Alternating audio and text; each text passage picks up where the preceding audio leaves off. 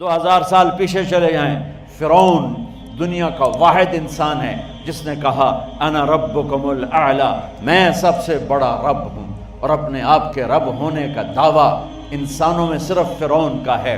اس کی باندی مسلمان ہو گئی، موسیٰ علیہ السلام کا کلمہ پڑھ لیا، ایمان چھپتا نہیں، وہ پتہ چل گیا۔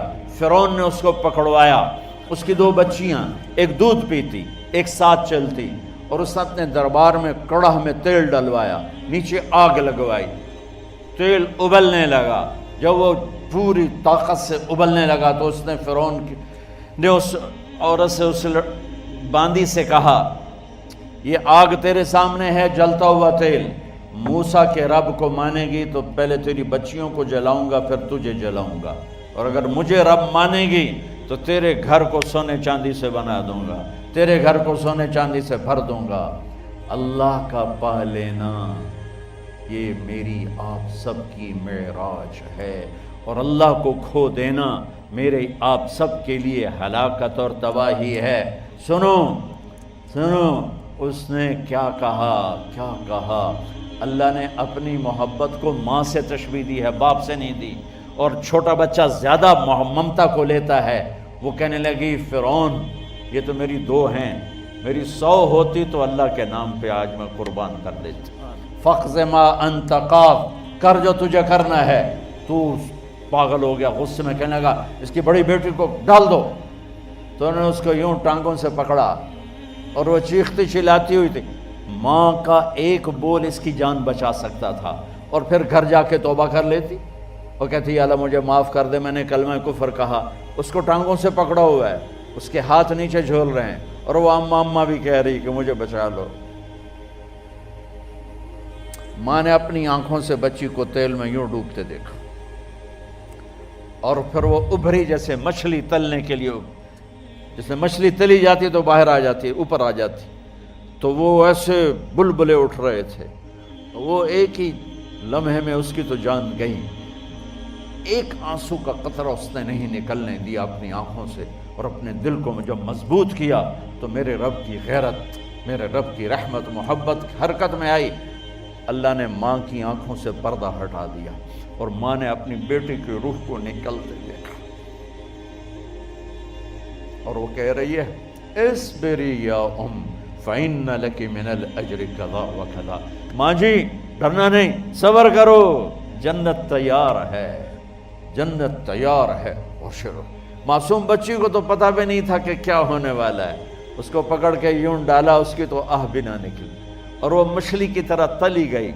اب پھر ماں کا کلیجہ پھٹا، اللہ نے پھر آنکھوں سے پردہ ہٹایا، اور انہیں اپنی بچی کی روح کو نکلتے دیکھا، اور وہ کہہ رہی ہے اصبری یا فإن لك من الأجر كذا وكذا، ماں جی تھوڑی دیر کا صبر، جنت تیار ہے، جنت تیار ہے، جنت تیار ہے۔ اللہ کو پایا سب کچھ پایا، اللہ کو کھو دیا سب کچھ کھو دیا۔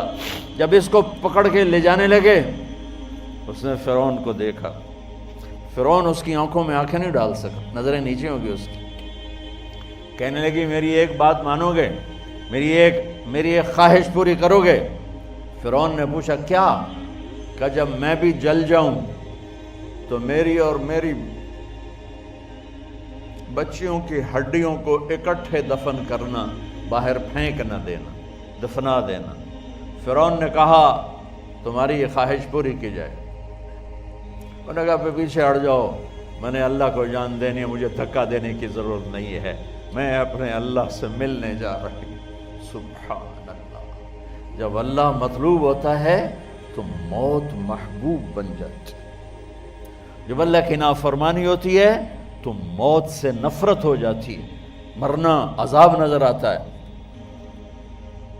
وہ چھلانگ مار گئی، اللہ اکبر کا نعرہ لگاتی ہوئی، ہڈیاں ادھڑ گئیں، گوشت ادھڑ گیا، ہڈیاں باقی رہ گئیں۔ فرعون نے کہا ایک ہی جگہ ڈال دو، سب کو دفن کر دو، دفن۔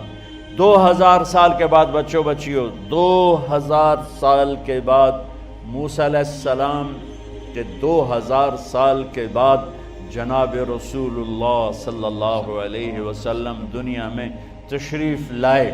40 سال کی عمر میں نبوت ملی، 50 سال کی عمر میں معراج ہوا، 2050 سال کے بعد میرے نبی کی سواری بیت المقدس جا رہی ہے، اور بیت المقدس پر جب وہ اوپر پہنچے ہیں تو مصر وہاں سے قریب ہو جاتا ہے۔